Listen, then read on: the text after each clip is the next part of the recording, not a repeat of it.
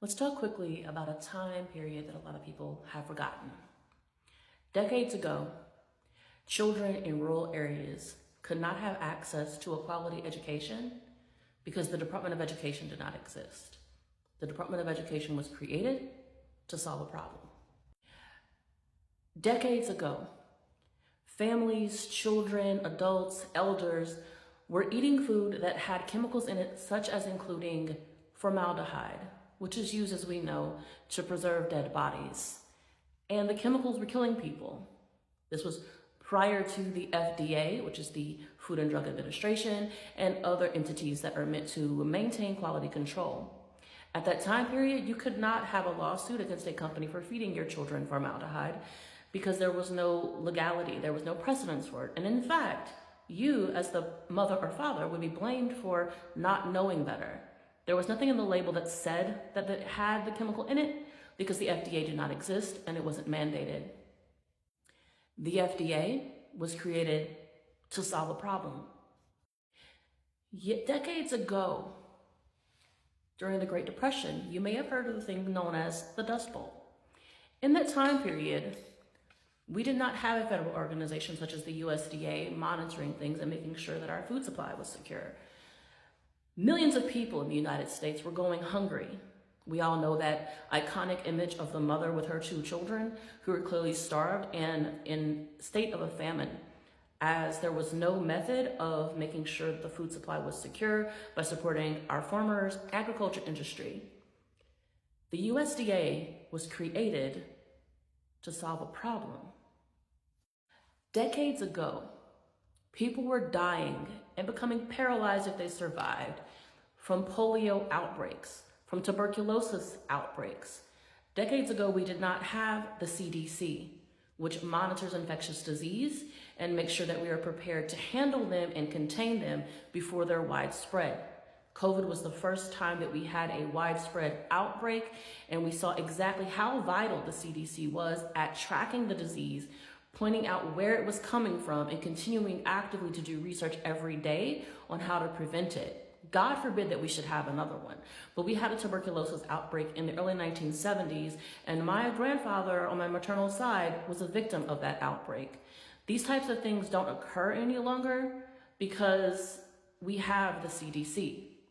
The CDC saves millions of lives in our country every year by monitoring and tracking infectious diseases and putting resources in place where they need to be to stop the issues. The CDC was created to solve a problem. We also have federal agencies that monitor workforces and make sure that our workers' rights are protected. There was a time when you could be forced to work up to 16 hours a day.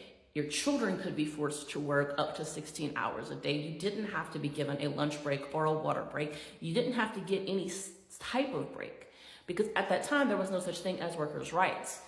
And you can look up in the 1920s and 30s, the workers' rights movement, the Haymarket Affair, and all these time periods in which people were actively being attacked and assaulted and killed, including a man named Albert Parsons, who you can look up. They were executed just for demanding safe workplaces.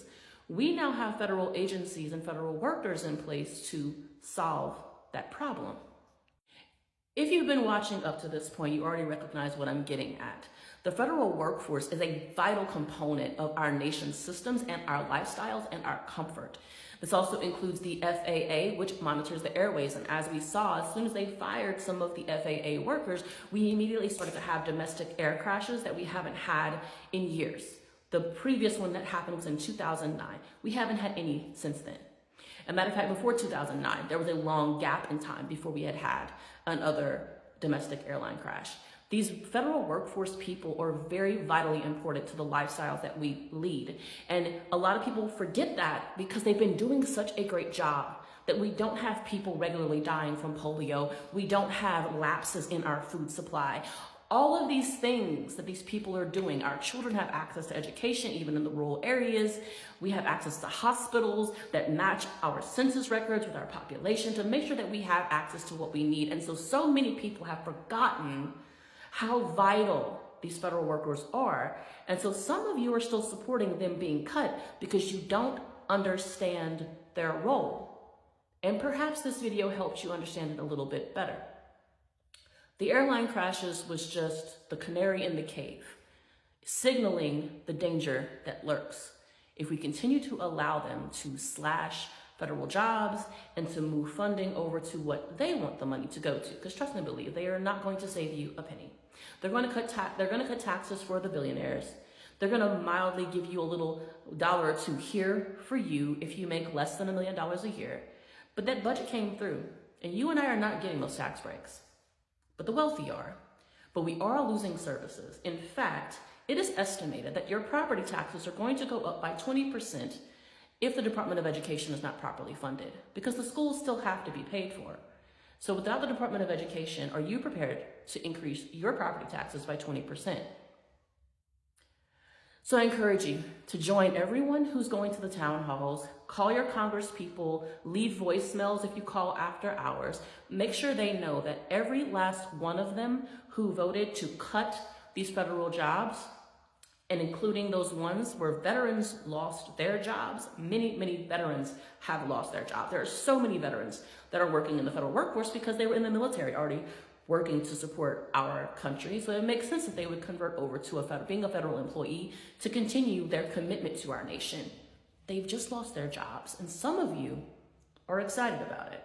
It's very confusing. But for those of you who are outraged, as I am, call your Congress people, go to the town halls if they're still having them. They're scared. They know that we're angry. Make sure that they know it. Show up and protest at their offices. Go to their offices and protest there. Request a meeting. You are allowed to do that. Make them understand that if they don't do what we the people want, if they don't protect our national interest, then they can be replaced voting time. Make sure that they're well aware of that.